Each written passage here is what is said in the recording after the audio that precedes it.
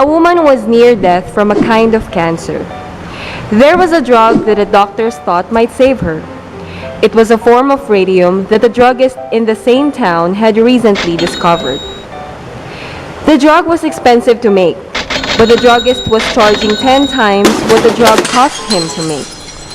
The sick woman's husband, Heinz, went to everyone he knew to borrow the money and tried every legal means, but he could only get together about $2,000, which is half of what it cost. He told the druggist that his wife was dying and asked him to sell it cheaper or let him pay later. But the druggist said, "No, I discovered the drug and I'm going to make money from it." So having tried every legal means, Heinz gets desperate and considers breaking into the man's store to steal the drug for his wife.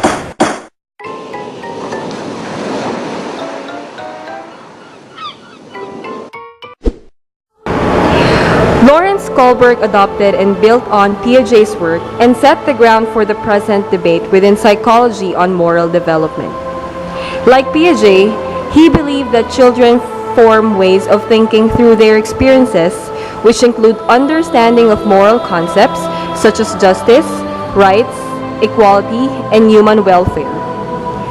Kohlberg followed the development of moral judgment and extended the ages covered by Piaget and found out that the process of attaining moral maturity took longer and occurred slower than Piaget had thought.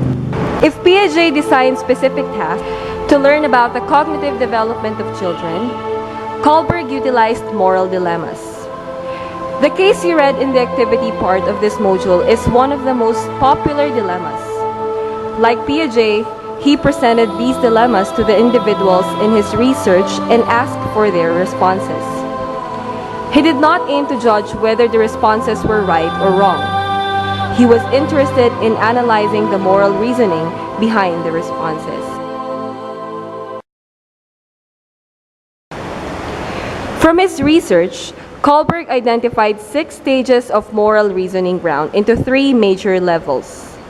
Each level represents a significant change in the social moral reasoning or perspective of the person.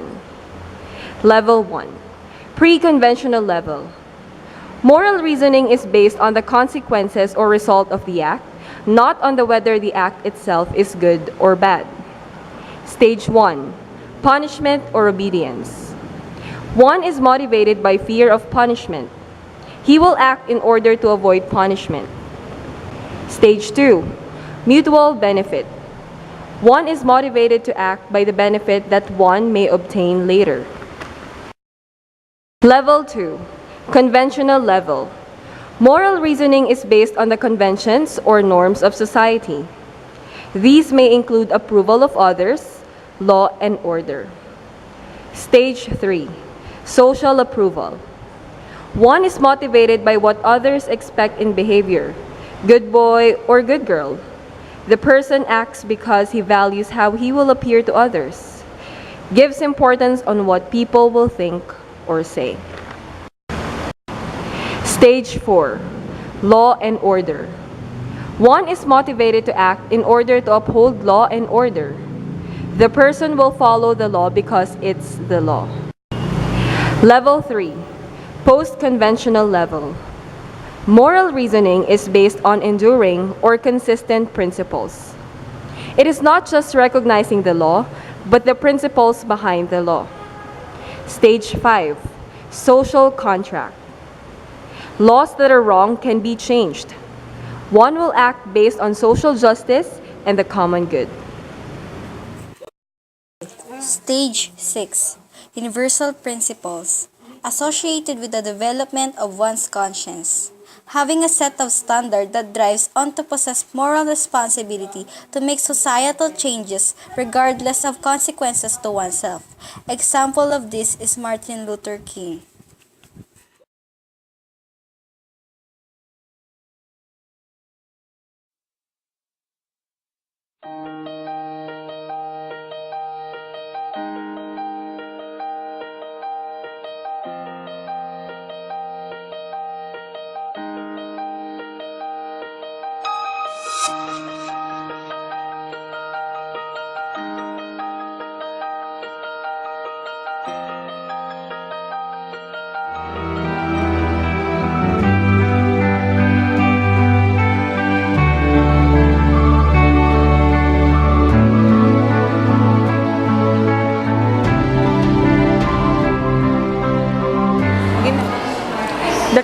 theme of Vygotsky's theory is that social interaction plays a very important role in cognitive development. He believed that individual in development could not be understood without looking into the social and cultural context within which development happens.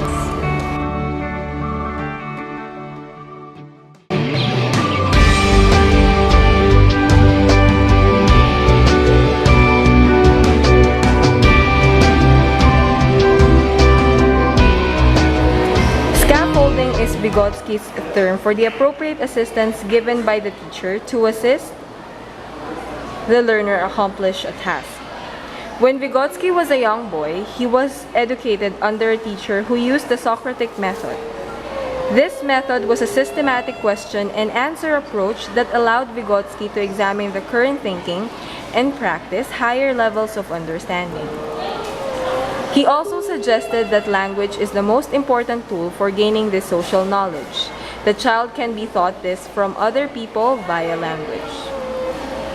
He defined intelligence as the capacity to learn from instruction, which emphasizes the fact that there is a requirement for a more knowledgeable other person or teacher. He referred to them as just that, the more knowledgeable other. MKOs can be parents, adults, teachers, coaches, experts or professionals, but also things you might not first expect, like children, friends, and even computers. He described something known as the zone of proximal development, which is a key feature of his theory. He believed that through help from other, more knowledgeable people, the child can potentially gain knowledge already held by them. However, the knowledge must be appropriate for the child's level of comprehension. Anything that is too complicated for the child to learn that isn't in their ZPD cannot be learned at all until there is a shift in the ZPD. When a child does attain their potential, this shift occurs and the child can continue learning more complex, higher level material. Another important feature of this theory is scaffolding. When an adult provides support for a child, they will adjust the amount of help they give depending on their progress. The progression of different levels of help is scaffolding. It draws parallels from real scaffolding for buildings. It is used as a support for construction of new material, the skill or information to be learned, and then removed once the building is complete, which is the skill or information has been learned.